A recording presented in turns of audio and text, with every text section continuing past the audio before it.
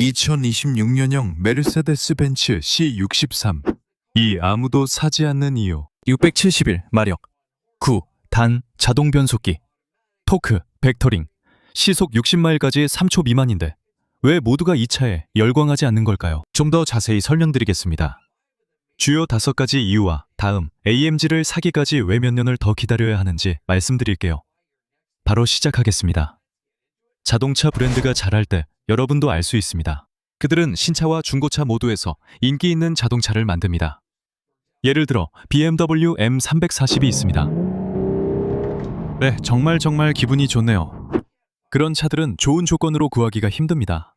그만큼 인기가 많고 세대가 거듭될수록 점점 더 좋아지기 때문이죠. 하지만 안타깝게도 메르세데스 벤츠 C63의 경우에는 2026년형과 2024년형을 비교해야 합니다. 2022년형은 전 세계적으로 15,000대나 팔렸거든요. 그리고 이제 2025년, 2026년에는 C63이 약 5,000대 정도만 팔렸습니다. 두 모델을 비교해보면 물론 둘 다 4륜구동 시스템을 선택할 수 있고 둘 다 9단 자동 변속기를 가지고 있습니다. 하지만 2022년형 C63S는 503마력밖에 없었고 최신 버전은 실제로 671마력을 자랑해서 이전 버전을 완전히 압도합니다. 그런데 무슨 일이 일어나고 있는 걸까요? 왜 사람들이 이 차를 사지 않는 걸까요? 구동계 얘기를 하면 대화가 더 길어집니다. 두 모델은 뛰어난 변속기와 4륜구동, 비슷한 외관과 디자인을 가졌습니다. 사실 2020년형 구형 모델은 4리터 터보차저 V8 엔진을 탑재하고 있어서 놀라운 사운드와 엄청난 토크를 자랑합니다. 그리고 이 구동계는 AMG를 사랑하는 팬들과 열성적인 애호가 그리고 오랜 충성 고객들이 세대를 거쳐 사랑해온 그런 종류의 구동계입니다. 제 말은 메르세데스 벤츠는 B8 엔진과 B12 엔진 그리고 바이터보 엔진 등으로 잘 알려져 있다는 겁니다. 이 엔진들은 정말 인기가 많죠. 하지만 AMG와 메르세데스 벤츠가 그들의 많은 역량을 4기통 터보 하이브리드에 쏟아붓기로 결정했을 때 모든 것이 달라졌습니다. 왜냐하면 이전 2022년형에는 M177이라는 엔진 코드명을 가진 AMG에서 수작업으로 만든 4.0 트윈 터보 V8 엔진이 들어가 있었기 때문입니다. 그 엔진은 V8이었고 터보 차저가 V자 안쪽에 촘촘하게 장착되어 있어 스로틀 반응이 빨랐으며 레드라인은 7000rpm까지 올라갔고 S버전에서는 최대 503마력까지 출력했습니다. 516파운드-피트의 토크는 차를 정말 짜릿하게 만들어줄 만큼 충분한 힘을 냈고 실제로 구부스트 상황에서도 최대 내구성을 위해 클로즈드 덱 설계를 적용했습니다. 이전 2022년형은 주로 후륜 구동이었지만 S모델로 올라가면 4륜 구동이 적용됐습니다. 두 차량 모두 9단 자동 변속기를 탑재했고 이전 모델에는 전자식 리미티드 슬립 디퍼렌셜이 장착되어 있었습니다. 한편 수치상으로는 신형 모델은 실린더 수를 절반으로 줄였습니다. 그리고 그들은 이제 엔진을 M139라고 불렀는데 이 엔진은 2리터 터보차저가 장착된 수작업으로 제작된 종방향으로 배치된 직렬 4기통 터보 엔진이었습니다. 그 엔진은 직분사 방식이었고 엄청난 출력을 냈습니다. 사실상 업계 전체를 통틀어 배기량 대비 가장 강력한 엔진 중 하나였습니다. 4기통 엔진으로서는 엄청난 성과였습니다. 이제 플러그인 하이브리드 전기차 기술과 결합되면서 내연기관과 전기모터의 힘을 함께 사용해 차량을 주행시킬 수 있게 되었습니다. 이전 모델의 503마력과 달리 최대 671마력의 출력을 낼 수 있게 되었습니다. 더 큰 주목할 만한 수치는 752파운드-피트의 토크로 이 차가 정지 상태에서 강하게 치고 나간다는 점입니다. 4기통 엔진이라고는 상상도 못할 겁니다. 소리는 4기통 같았지만 출발은 페라리 같았습니다. 이 차량에는 9단 자동 변속기, 습식 클러치 시스템, 토크 컨버터는 없고 전기모터 토크 벡터링 시스템을 통한 후륜 중심 구동이 적용되었습니다. 훨씬 더 진보됐고 핸들링도 좋고 가속도 더 빠르며 연비도 약간 더 좋았습니다. 그러니까 모든 측정 가능한 부분에서 그 차가 더 뛰어났죠. 새로운 차는 그 M139 엔진 덕분에 엄청난 발전을 이뤘습니다. 더 잘 달리고 핸들링도 더 좋고 연비도 더 좋았죠. 하지만 몇 가지 단점도 있었습니다. 최신 세대 차량의 가장 큰 문제, 사람들이 구매를 꺼리는 이유는 결국 가격입니다. 2022년에 나온 이전 모델의 기본 가격은 약 76,200달러였습니다. 그리고 안타깝게도 2025년이 되었을 때 그 가격은 기본형 기준으로 무려 88,000달러까지 올라갔습니다. 기본형입니다. 옵션을 추가하면 가격이 10만 5천에서 10만 8천 달러까지 오릅니다. 터보차저 4기통 차량을 사는 데만도 이 정도 가격이니 가격 영향이 컸다는 걸 알 수 있습니다. 그렇다면 신뢰성과 내구성은 어땠을까요? 사람들은 오래된 차를 고치는데 지쳤습니다. 그리고 예전 6.2 엔진들 중 상당수가 헤드가 흔들리거나 캠 로브가 마모되고 오일이 새는 문제들이 있었습니다. 이런 문제들이 2022년에 나온 4리터 엔진에도 이어졌을까요? 밸브 커버 누유, 터보실 문제 같은 것들이 5만에서 8만 마일 사이에 서서히 나타났습니다. 물론 핫V 구조는 다른 문제들도 만들었습니다.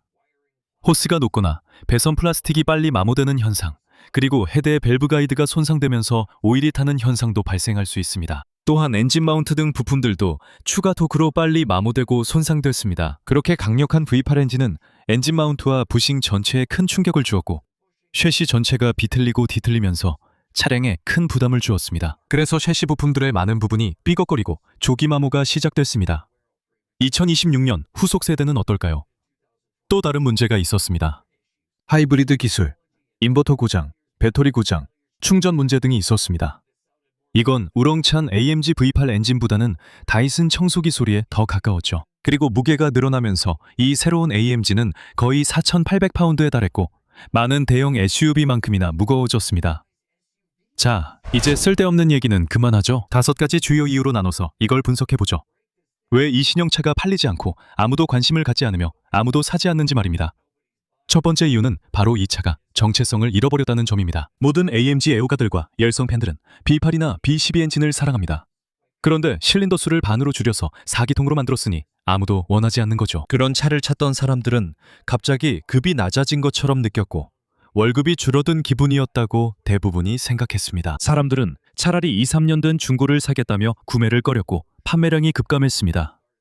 또 차가 너무 무거운 것도 이유였습니다. 이 차들의 무게에 대해 이야기할 때 거의 5,000파운드에 달해서 BMW X5 40i와 거의 비슷한 무게였죠. 이건 정말 말도 안 되는 수준이었습니다. 가장 가까운 경쟁 모델인 BMW M4 컴피티션은 더 가볍고 빠르며 인상적이었습니다. BMW는 직렬 6기통 명품 엔진을 탑재했고 쉽게 포기하지 않았습니다. 왜 메르세데스는 아무도 원하지도 요구하지도 않은 작은 4기통 엔진을 전면에 내세웠을까요?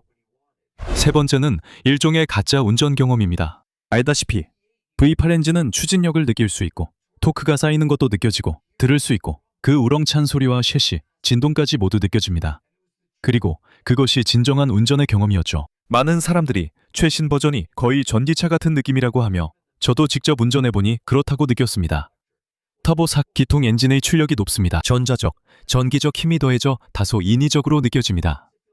토크 벡터링도 과하게 보조되는 듯하고 솔직히 예전만큼 차가 진짜 가지 않습니다. 조금 억지스럽고 인위적이며 디지털 느낌이 강합니다.